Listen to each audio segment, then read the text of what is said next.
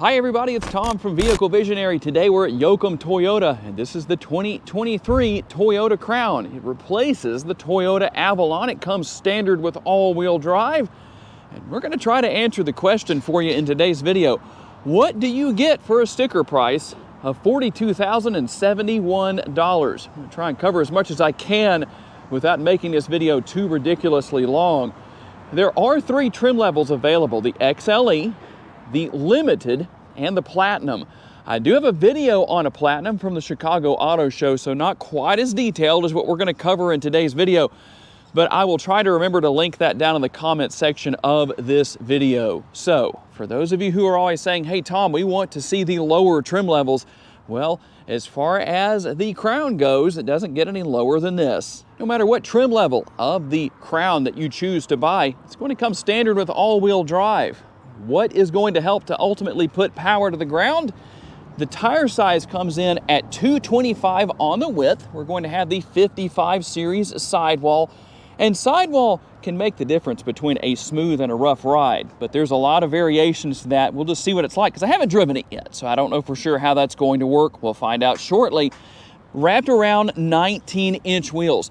And on a vehicle like this, something that's very important: aerodynamics. So it is rather well shaped, I would say. Definitely not the aerodynamics of a brick, as everything has nice curvature to it. Coming up off the front end, air is going to flow up over the hood to the windshield. We're going to have a nice rounded kind of curved windshield, and that continues on to the roof, the body colored shark fin antenna, and the slope of everything back here. Notice how the window comes down. That, again, that nice rounded kind of curvature to it, but we don't really have the flat area on the trunk. It goes all the way down to where there's a little bit of a spoiler right there, and then it has a slight rise to it. Very nice looking with the taillights. Obviously, I've already told you, it's all-wheel drive. You know that. The Crown logo, in fact, we have two Crowns here, the Toyota Crown and the word Crown. Okay, had to say it, it was there. And for those of you who always ask, turn signal indicators, are they built into the side view mirrors? There's your answer. And what about the remote? Here is your remote. Pretty simple, pretty easy to figure out if you've never had a remote for your vehicle before. And yes, there are still people out there in that situation who are buying their first vehicle with a key fob or a remote. By LED headlights, we have the nice looking daytime running lights. And this thing right here is called a blinker. You use that not only to look cool, but to help people around you know what you're doing, what your intentions are. Everything looks nice here as far as the overall design goes. Everything is meant to channel air, obviously, around the vehicle to help improve aerodynamics. And here under the hood, the hybrid powertrain, the combination of the electric motor with the 2.5 liter four-cylinder makes a combined total of 236 horsepower. And what is the difference here with this? This is not a plug-in hybrid. So what happens is the gas motor will charge the electric portion up until it reaches a certain capacity. At that point, it will go into EV mode. When it gets down to a certain charge capacity, it will go back with the gas motor and run off of that. So you really don't have to worry about issues as you would with a true EV. It is mated to an eCVT. And what about those all-important MPGs? 42 city, 41 highway, 41 combined, and 2.4 gallons of gas per every 100 miles driven. That's not too terribly bad. Okay, I want to show you something interesting here. Let's say you buy yourself a Toyota Crown and you start trying to open the trunk. There is a button right here. Notice that nothing's happening. Okay, I'm going to get the remote out and I'm going to push on that.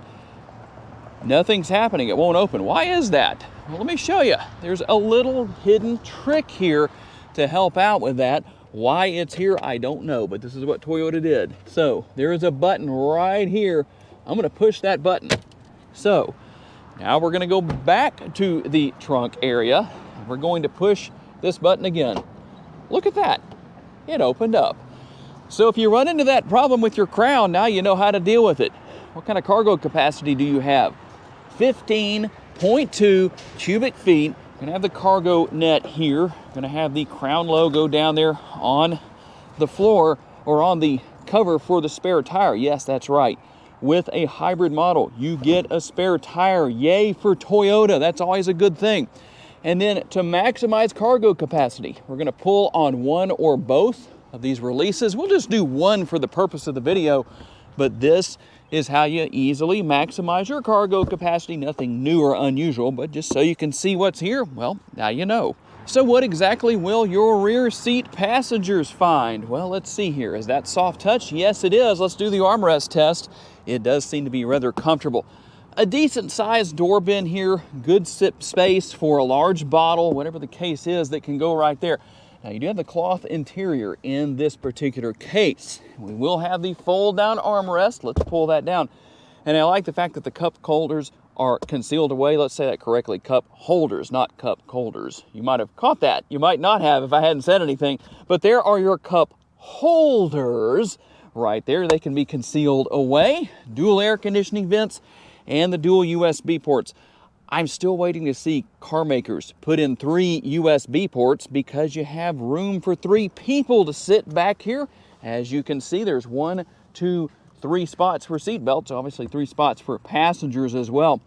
And it's not that it's that big of a deal to fix that. You can buy an adapter that will fix that problem with no issues. All right, taking a look in through the passenger side door into the front seat. A little bit more space here as far as the armrest goes, still just as comfortable, nice soft touch materials, and a little bit more space for the door bin. You can see this kind of risen area for the control for the locks and for the power window. A little bit of brushed aluminum around that area for accent, as well as brushed aluminum on the door handle right there. Now here you will find on the lowest trim level, power seats for the driver and the passenger. So yay for power seats from Toyota. Toyota and Crown logos on the floor mat down there. We'll get in here and close the door to try and minimize noise. Kind of an interesting design here as far as everything goes with the surround for the air conditioning vent goes. Again, we're going to have that brushed aluminum work its way off of the door handle. It'll go right here and work its way all the way across the dash. And there is a lot going on here. We're going to look at more when we hit the ignition in just a few seconds, but you can see what you have right here. Here is your wireless charging pad. Not quite sure how that's going to work, but we'll take a look at that in just a minute when I can get my phone in there and see how that works. And your shifter right here, kind of interesting. I need to start the vehicle to tell you more about that, but you can see the design here with the cup holders. You've got space here where you can set your phone. There are connection options for USB connectivity, power parking brake. You can turn off traction control or turn it back on if you want to, and drive mode selector. Now, we do have the nice armrest right here.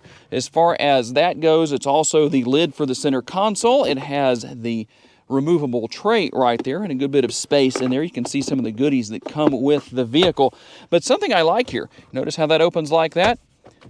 It also, well, let's see, there we go, also opens like that. Now, that's the only 2 ways that it opens, but that is really nice that it opens towards either the driver or the passenger, depending on who needs to get in there and get whatever they need to get. And then we're going to have the vanity mirrors right here. Kind of an interesting design right here as far as that goes on the cover for the mirror. We will have the light up here, but there is lighting nonetheless. And the big question to be answered, how far back does the sun visor go? Well, pretty far back, unless you're reclining quite a bit. I don't think that's going to be an issue. We'll close that up.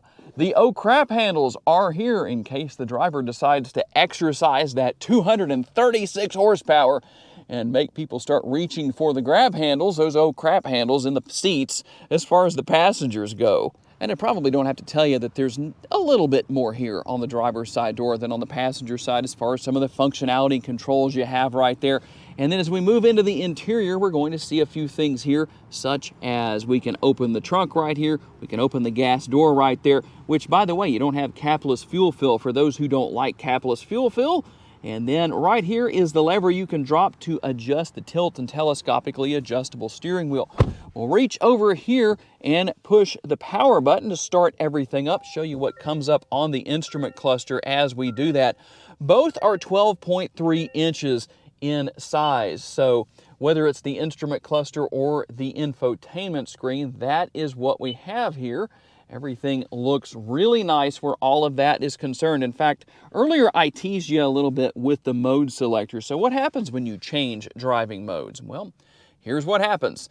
Not a whole lot, but you can still see what happens there. We went into eco mode, now we'll go into normal, and then we'll go into sport. So not a lot happening there. You do have some changes as far as the overall look of the dashboard goes. But in case you were curious about what happens there, now you know. A pretty nice system, that's for sure. But here's what we have with the steering wheel. Real quick, we can go through quite a few different settings and different features and functionality depending on what you want to know about or what you want to see or maybe you want to change. I'm not going to go through every single little thing here, but you can see what you can do right there depending on what you want to set on your vehicle. When you're ready to go back, you can hit the back button right there. But a nice look for sure. In fact, let me show you. I don't know if we saw that earlier. I'm going to let this go back to its default look because it does have kind of a neat look to it when it does that. Now, moving over to the 12.3 inch, which both are 12.3 inches, whether it's the instrument cluster or the infotainment screen here that has that floating kind of a look to it, even though it's not really floating so much, but it is the vertical touch screen. But you can see what's here. Yes, navigation is built in, so that's always a good thing.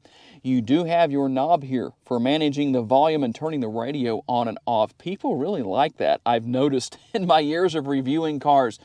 And you can see what else is here as far as going in, depending on what you want to listen to. Then you can pair your phone. You have vehicle settings, and there's a lot going on there. As you can see, we have climate comfort, trip information, energy flow, and vehicle alerts. You can also go into settings right here and change quite a bit. A very nice look here as far as the dash goes with our settings for the seats. You can turn the heated seats on and off. You can change the temperature. You can do all that good stuff. You can see all of your controls here for the air conditioning. And I showed you earlier that this is your wireless charging pad. So how well does your phone fit in there? Well, it fits perfectly. It seems kind of strange at first, but Toyota did a good job of designing that. You can see that my phone is now charging. It fits into the cradle here perfectly, or onto the charging pad perfectly, depending on what you want to call that. Now, here is the interesting thing about the shifter. You're going to do this and say to yourself, hear that? It's not doing anything. All you have to do, put your foot on the brake and move the shifter to the left, and that's going to change where you are as far as whether you're in neutral. Then we can go over and push it up, or we can go over and pull all the way back, go into drive. In fact, going into reverse, that gives us a look at the rear camera, the rear view camera here, the backup camera on this particular model, and you can see what you have there as far as your backup lines go. It looks nice. We can go into park right here. That is a very clear view, by the way. And so overall, that's pretty much everything. Now, we don't have a sunroof here of any sort, not on this particular model, but that isn't because it's not available. It is. But the main thing I really want to do here is get out on the road and see what it's like to drive this Crown. I do have a video I will try and remember to link down in the comments section to the highest trim level. Didn't get to drive that one because I did that at the Chicago Auto Show and they wouldn't let me drive it around on the floor for some reason. But we're going to drive this one around. Let's get out and do that. Okay, we're out on the road for our test drive. And I can tell you one thing already. The ride quality of the Crown, for me personally, I'm pretty impressed with it. It's not bad. I really wasn't completely sure what to expect in that area, but now that I've driven it around for a little bit, even driving on some roads that are not as smooth as what we're on right now, well, I've been pretty impressed. So I'm in normal mode at the moment, getting up to speed with absolutely no problem. In fact, I need to slow back down a little bit. And so we're going to go from normal to sport. I'm going to slow back down again. Let's see how we do.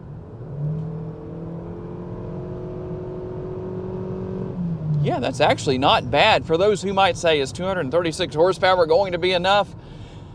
It definitely is. I don't think you're going to have any trouble. I mean, obviously, you're looking to save as much gas as possible. Well, you don't want a lot of horsepower.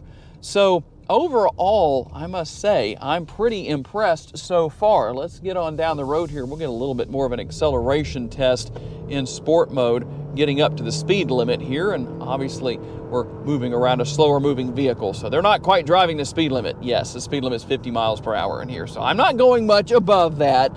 But what I am going to do to kind of slow things down a little bit is I'm going to drop down into eco mode. Let's see what the acceleration is like there. You really can't tell a big difference between the three modes as far as acceleration goes. It's good, no problem.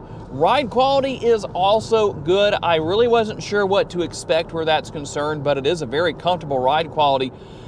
Once I got the seats set, I'm nice and comfortable in these seats. They are cloth seats, but still very comfortable. You do have the lumbar support, so you can adjust that accordingly depending on your situation and or desires. The nice leather wrapped steering wheel and a good tight turning radius here as well. So this is really one of those vehicles that would be a good big city driving car because of its nimble handling characteristics. Let's just listen, see what the road noise is like.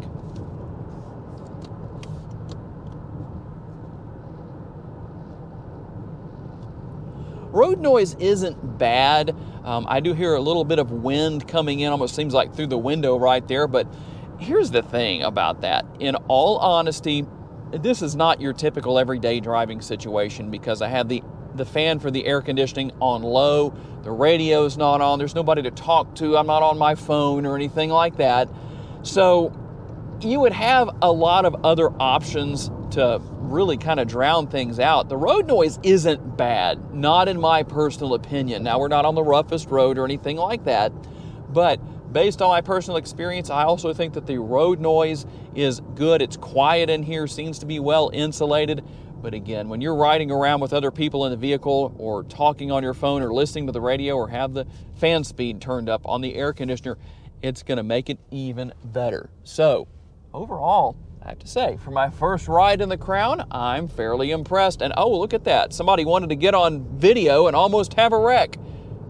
The sad part about that is that you can't see behind us right now. There's absolutely nobody for about probably about an eighth mile, I'd say. So they risked their life for nothing.